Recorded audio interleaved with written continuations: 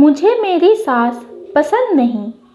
सौरभ के घर वालों के जाने के बाद पूजा ने ठुनकते हुए जब यह कहा तो सब चौंक गए।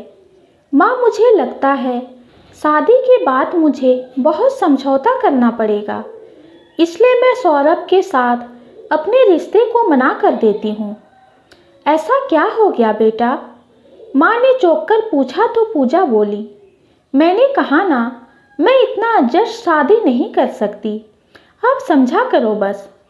पर शादी में तो एडजस्ट करना ही पड़ता है, और तुम और सौरभ में बहुत प्यार भी तो है, तो समझौता कैसा? पापा के प्रश्न के जवाब में पूजा ने कहा, प्यार व्यार ठीक है, पर उसके परिवार के साथ एडजस्ट करना मुश्किल लग रहा है। घर वालों को समझ में नहीं आया कि क्या यह वही पूजा है जो कल तक सौरभ के नाम की माला जपती रहती थी, और आज जबकि सौरभ और पूजा के रिश्ते की बात इतनी बढ़ गई है, तब यह लड़की रिश्ते के लिए मना कर रही है।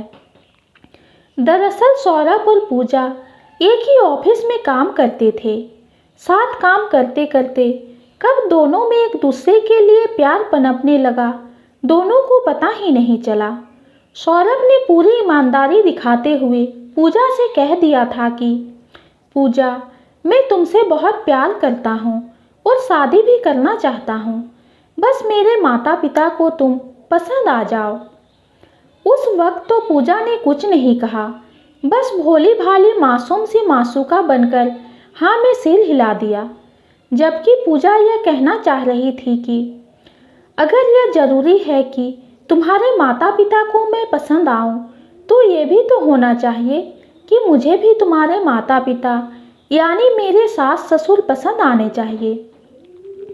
लेकिन जब उसे बातों ही बातों में ये भी पता चला कि सौरभ की माँ थोड़ी सख्त मिजाज की है, तब से पूजा उससे शादी करने का मन नहीं बना पा रही थी।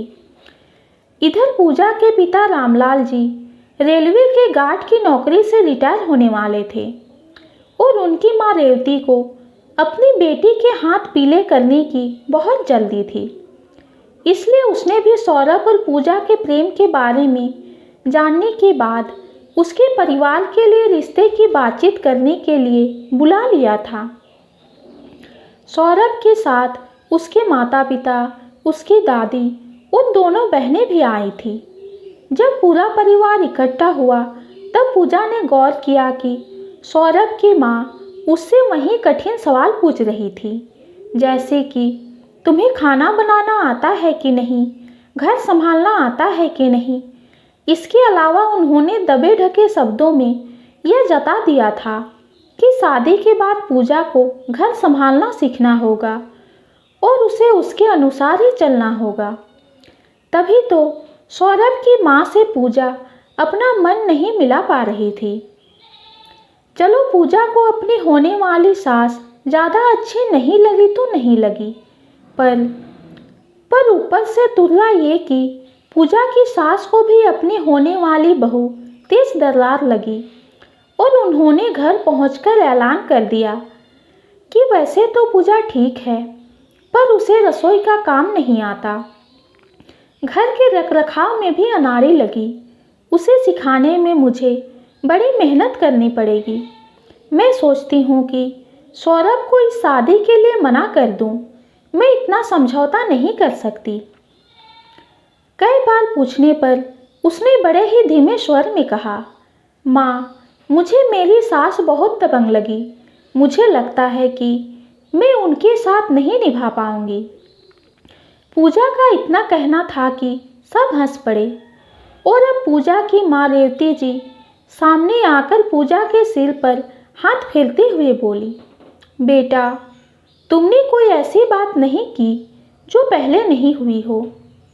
अमूमन तौर पर हर बहू को उसकी सास को लेकर एक खटका लगा रहता है, और सास को भी बहू को अपनाने में समय लगता है।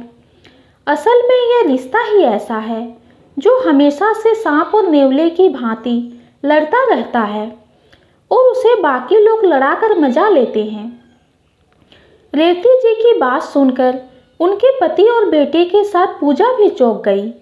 कि अब मम्मी क्या कह रही है, क्योंकि उन्होंने मम्मी जी को अपनी सास के साथ बड़े ही प्रेम से रहते हुए देखा था और शायद ही कभी रेवती जी अपनी सास के सामने ऊंची आवाज में बोली हो या उनकी सास ने कभी उनको ताने दिए हो।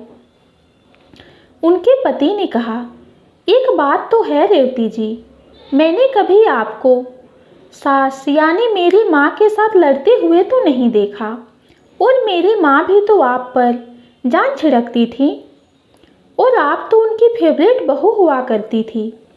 तो आप कैसे कह रही हो कि सास और बहू सांप और नेवले की भांति लड़ती हैं? रेवती जी ने मुस्कुराते हुए अपने पति को जवाब दिया, वह इसलिए कि हमारे समय में शादियाँ कम उम्र में हो जाया करती थी। उन्हें समझाया जाता था कि ससुराल ही तुम्हारा घर है और सास को माँ के बराबर समझना। तो हम शुरू से ही यह धारणा लेकर आते थे कि यह शादी है, किस रिश्ते को निभाना है और सास को माँ के सम्मान ही सम्मान देना है। उधर सास को भी पता होता था कि कुछ भी करके सास बहू के साथ ही रहना है। तो जहाँ साथ रहने और साथ निभाने की बात आती है, वहाँ लोग आपसी सामंजस्य बैठा ही लेते हैं। रेवती जी की बात में दम था, इसलिए सब उनकी बात ध्यान से सुन रहे थे। तभी पूजा ने कहा, लेकिन यह तो एक तरह से समझौता हुआ ना, समझौते के बल पर शादी कैसे टिक सकती है? रेवती जी को पूजा की नादानी पर हंसी आई, लेकिन उन्होंने अपने स्वर को भरकस मुलायम बनाते हुए कहा, देखो बेटा, मानो तो शादी एक प्यारा सा रिश्ता है और ना मानो तो एक समझौता है। वैसे देखा जाए तो हर रिश्ते में कहीं ना कहीं समझौता करना पड़ता है और हम खुशी खुशी करते भी हैं। बस एक सास बहू के रिश्ते में जब समझौते की बात आती है, तब दोनों का अहम और दोनों के मन में चल रहा पूर्वाग्रह हावी हो जाता है और यह रिश्ता सामान्य नहीं रह पाता। जबकि दोनों अलग अलग परिवेश से आई होती हैं, साथ रहते सामंजस्य बिठाते उन्हें समय लगता है। अगर दोनों समझदारी से चले तो सास बहू का रिश्ता भी बहुत अच्छा बन सकता है और बनता भी है। हाँ बेटा, रिश्ता निभाने और एक दूसरे के गुण अवगुण को अपनाकर साथ रहने की कोशिश दोनों ओर से होती है, तभी यह रिश्ता सफल होता है। बात पूजा की समझ में आ गई और वह अपनी माँ के गले लग गई। आज एक माँ अपनी बेटी के मन से सास बहू के रिश्ते की सो कॉल्ड गलतफहमियाँ और पूर्वाग्रह की दूर करने की कोशिश कर रही थी और माँ के गले लगे लगे पूजा की ना धीरे धीरे हाँ में बदलती जा रही थी। अगली सुबह का दृश्य बिल्कुल अप्रत्याशित था। रेवती जी और हेमा जी दोनों फोन पर हंस हंस कर बतिया रही थी और सगाई की तारीख पक्की करने की बात फाइनल हो रही थी। और इधर सौरभ और पूजा शाम को ऑफिस के बाद कॉफ़ी हाउस में मिलकर सगाई और शादी में क्या पहनना है और किस किस कॉमन फ्रेंड को बुलाना है, इस बात पर डिस्कस करने को मिलने वाले थे। सुबह की पहली किरण पूरे घर में उजास फैला रही थी। आखिर क्यों न हो, सौरभ और पूजा अब पावन परिणय के सुंदर बंधन में जो बंधने जा रहे थे। शादी ना तो पूर्ण समझौता है और ना ही जरूरत है, बल्कि यह एक प्यारा सा अनुबंध है जिसे दोनों खुशी खुशी निभाते हैं। तभी तो आज भी विवाह को एक अनुबंध कहा जाता है, जिसमें दोनों की रजामंदी और प्यार छुपा होता है। शादी के बाद एक दूसरे के साथ रहते, आपसी रिश्ते को समझते, सास ससुर के साथ सामंजस्य स्थापित करते हुए सौरभ और पूजा भी अब शादी को एक पावन परिणय मानने लगे थे। ये कहानी आपको कैसी लगी कमेंट में ज़रूर बताइए। कहानी पसंद आती है तो चैनल को लाइक और सब्सक्राइब कीजिए। कहानी सुनने के लिए आपका बहुत बहुत धन्यवाद।